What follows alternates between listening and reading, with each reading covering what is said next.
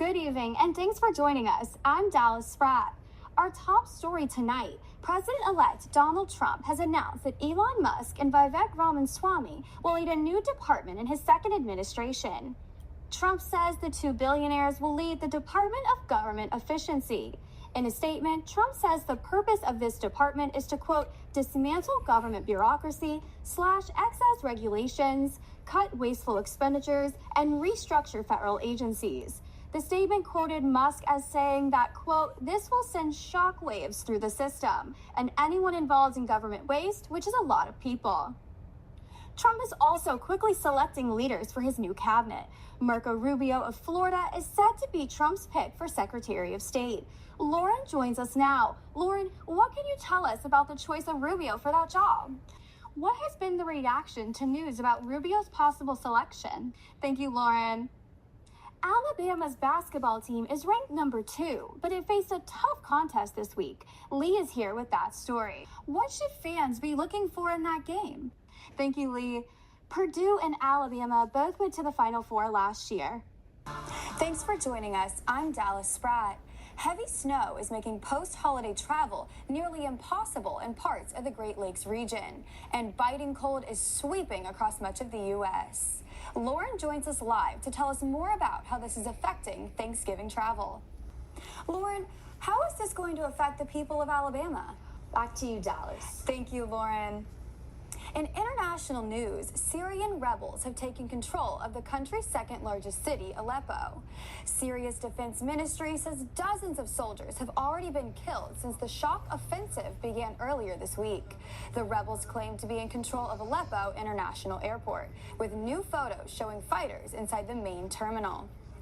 As rebel fighters storm through the north of Syria, fears are growing that they could capture other major cities and end up marching all the way to the capital of Damascus. The White House says it is closely monitoring the situation. The Alabama men's basketball team faced a huge game tonight. Adam joins us live. Thank you, Adam. What can we expect from Alabama's basketball team in December? Dallas. Thank you, Adam. Alabama's next home game is December 14th against number 21, Creighton. Dallas. A massive winter storm pounding the Great Lakes region, making post-holiday travel treacherous, just as millions of Americans are getting ready to head home. Places like Buffalo, New York could see up to 6 feet of snow by Monday, the governor declaring a state of emergency for 11 counties. Other areas expect 4 feet of snow, paralyzing travel. Arctic air coming down from Canada is forcing low temperatures to tumble below freezing even further south. Winter alerts are in effect in 4 parts of the country, including Kentucky and West Virginia. All of this coming during the busiest travel week of the year. Many flights are now canceled and passengers are stranded. Olivia. Thank you, Dallas. How does this affect Alabama? Well, people here in Alabama may need to pull out some extra layers or a coat as temperatures are starting to get cold.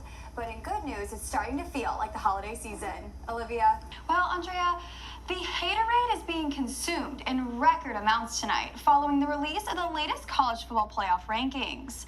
When the CFP Selection Committee unveiled its latest set of rankings, UA sat number 11. The Tide climbed 2 positions after being ranked 13th last week. The position would put Alabama in the field if the rankings held. The Tide would travel to Notre Dame for a first-round game. However, the Crimson Tide have to wait until after this weekend's conference championship games to learn its final postseason fate.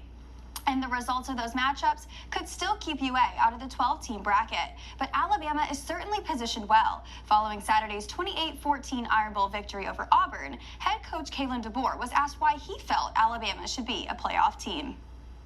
The final rankings will be released Sunday. Back to you, Andrea.